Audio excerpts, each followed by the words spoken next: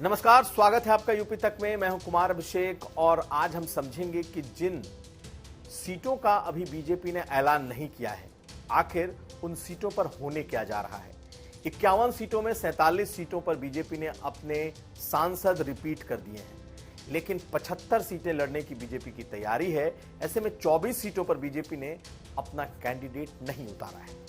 तो इन 24 सीटों पर होने क्या जा रहा है? इन 24 सीटों में तकरीबन 10 से 12 सीटें ऐसी हैं जो विपक्ष के पास हैं, यानी कि ये वो सीटें जो बीजेपी हारी थी, यानी कि तकरीबन 16 सीटें जो बीजेपी हार चुकी थी, उसमें की 14 ऐसी सीटें हैं जिसे बीजेपी को अनाउंस करना है।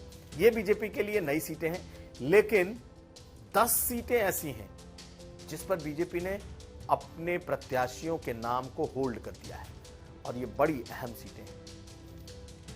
वरुण गांधी की पीलीभीत की सीट, मेनका गांधी की सुल्तानपुर की सीट, उसके बाद कैसरगंज की सीट जहां से ब्रजभूषण शरण सिंह खुद सांसद हैं।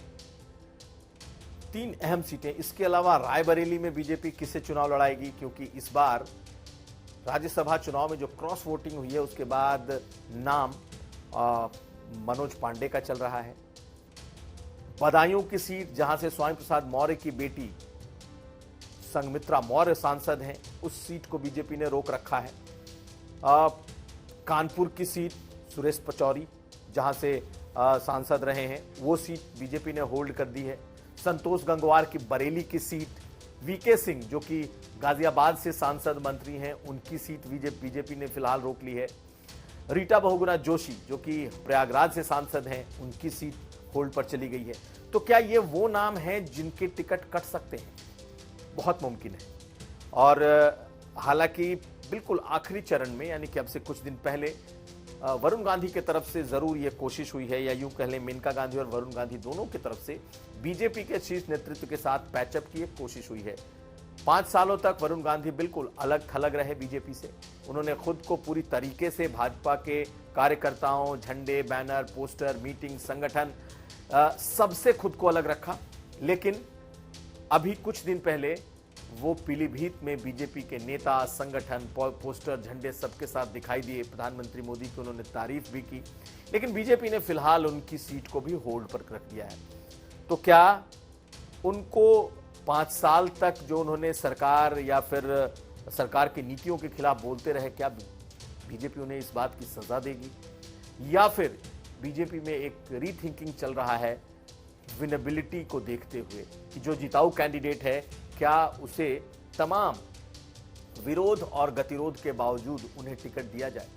ऐसे में एक नाम वरुण गांधी का है, क्योंकि वरुण गांधी एक तरीके से 5 सालों तक उनकी अनकही बगावत बीजेपी को दिखाई देती रही और बीजेपी के जो नेता हैं आंतरिक तौर पर ये मानते रहे हैं कि वरुण गांधी को टिकट नहीं दिया जाएगा। खास करके उत्तर प्रदेश के तो सभी नेताओं ने वरुण गांधी का विरोध कर रखा है, नीचे से लेकर ऊपर तक। ऐसे में इस विरोध को देखते हुए बीजेपी ने उनके टिकट को होल्ड कर दिया है। दूसरी बात, मेनका गांधी। यूं तो मेनका गांधी ने कभी बीजेपी का विरोध नहीं किया, वो सबसे ज्यादा अपने क्षेत्र में आने वाले नेताओं में है। लेकिन क्या बीजेपी मां बेटे को एक साथ टिकट देगी या किसी एक को टिकट दे सकती है? इस पर अभी चर्चा होनी बाकी है और जो हमारी जानकारी है उसके मुताबिक 6 तारीख को एक दूसरी मीटिंग होगी जिसमें बहुत कुछ फैसला हो सकता है। तीसरा नाम आप देखें तो संघमित्रा मौर्य का है। संघमित्रा मौर्य स्वामी प्रसाद मौर्य की बेटी हैं और उन्होंने धर्मेंद्र यादव को उनके गढ़ बदायूं से हराया था 2019 में। लेकिन 2022 के विधानसभा चुनाव में स्वामी प्रसाद मौर्य ने बीजेपी से बगावत कर दी थी और वो अपने पिता के साथ उस चुनाव में खड़ी दिखाई दी थी। चोरी छुपके ही खड़ी थी, लेकिन वो खड़ी थी और बीजेपी पर एक वक्त वो बहुत बुरी तरीके से खींच रही थी, बरसी थी। लेकिन जब चुनाव हो गया, बीजेपी की सरकार बन गई और समाजवादी की सरकार नहीं आ पाई। स्वामी प्रसाद मौर्य तो तब समाजवादी पार्टी में रह गए, लेकिन उसके बाद से संघमित्रा मौर्य ने खुद को बीजेपी के साथ चुपचाप कर लिया। पिता समाजवादी पार्टी के साथ रहे और समाजवादी पार्टी के साथ रहते हुए उन्होंने हिंदुइज्म, भगवान राम, इसके अलावा रामचरितमानस, इस पर तमाम आपत्तिजनक टिप्पणियां की। लेकिन खुद को बचती बचाते रखा संघमित्रा मौर्य ने कि पिता से उनकी दूरी साफ साफ दिखाई दे। लेकिन शायद बीजेपी इस बात को बहुत गहरे नहीं पचा पाई कि आखिर पिता स्वामी प्रसाद मौर्य जिस तरीके से हिंदू धर्म के खिलाफ एक झंडा लंबरदार बन चुके हैं, ऐसे में क्या उनकी बेटी को दोबारा टिकट दिया जाए या नहीं दिया जाए, ये एक कंफ्यूजन बीजेपी के भीतर बना हुआ है। ऐसे में उनके टिकट को होल्ड किया गया है। अभी कुछ दिन पहले स्वामी प्रसाद मौर्य ने समाजवादी पार्टी को भी टाटा बाय बाय कर दिया और तब यह माना जा रहा था कि शायद वो अपनी बेटी के टिकट के लिए उन्होंने अखिलेश यादव का साथ छोड़ा है। लेकिन बीजेपी ने फिलहाल उनके टिकट को होल्ड कर दिया है। आंतरिक सूत्र बताते हैं कि उन्हें शायद बीजेपी की तरफ से टिकट ना मिले, लेकिन शीर्ष नेतृत्व ही इस बारे में फैसला लेगा। तो क्या शीर्ष नेतृत्व दोबारा लड़ाएगा संघमित्रा मौर्य को, यह कहना मुश्किल है। और इसलिए मुश्किल है क्योंकि अब उनके सामने समाजवादी पार्टी के सबसे बड़े चेहरों में एक शिवपाल यादव सामने है। तो क्या बीजेपी शिवपाल यादव के सामने संघमित्रा मौर्य को लड़ाने का रिस्क लेगी या फिर उनके कद का ही कोई दूसरा नेता वहां के लिए बीजेपी ढूंढ रही है?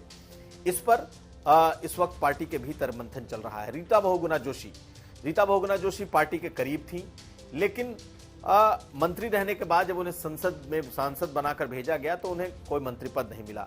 उससे वो थोड़ी नाराज थी, लेकिन उनकी नाराजगी दूसरे शक्ल में तब खुलकर सामने आई जब 2022 चुनाव के चलते वक्त बीच में ही उनके बेटे ने, जो उनके मुताबिक उनके सियासी वारिस हैं, राजनीतिक उत्तराधिकारी हो सकते हैं, मयंक, उन्होंने समाजवादी पार्टी का दामन थाम लिया और अखिलेश यादव के करीबी हुए बीच चुनाव में। ऐसे में उनके ऊपर भी एक तरीके का सस्पेंस और सस्पिशन बीजेपी के भीतर बना हुआ है। रीता बहुगुणा जोशी को क्या दोबारा से टिकट मिलता है या फिर कोई और प्रयागराज से चुनाव लड़ता है, ये एक बड़ा विषय है। हालांकि रीता बहुगुणा जोशी ने खुद से कभी बीजेपी का विरोध नहीं किया, लेकिन माना जा रहा है कि उनके बेटे की बगावत उन पर भारी पड़ सकती है।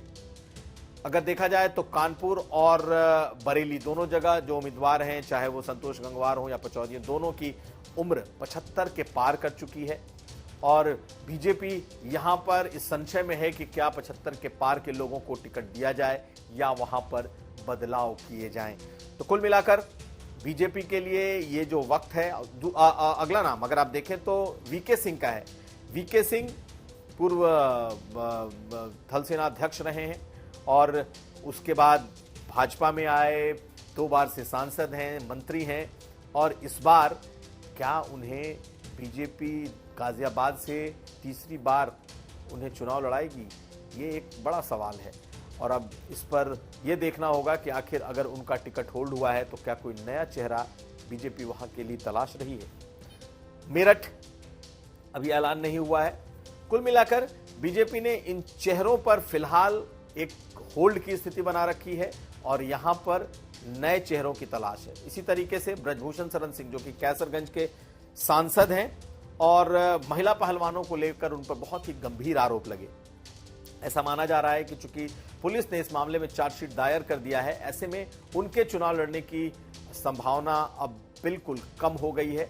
तो क्या वो अपने परिवार से अपने बेटे को अपनी जगह चुनाव लड़ाएंगे, इस पर एक चर्चा चल रही है और देखना यह है कि क्या ब्रजभूषण शरण सिंह अपनी सीट किसे देते हैं।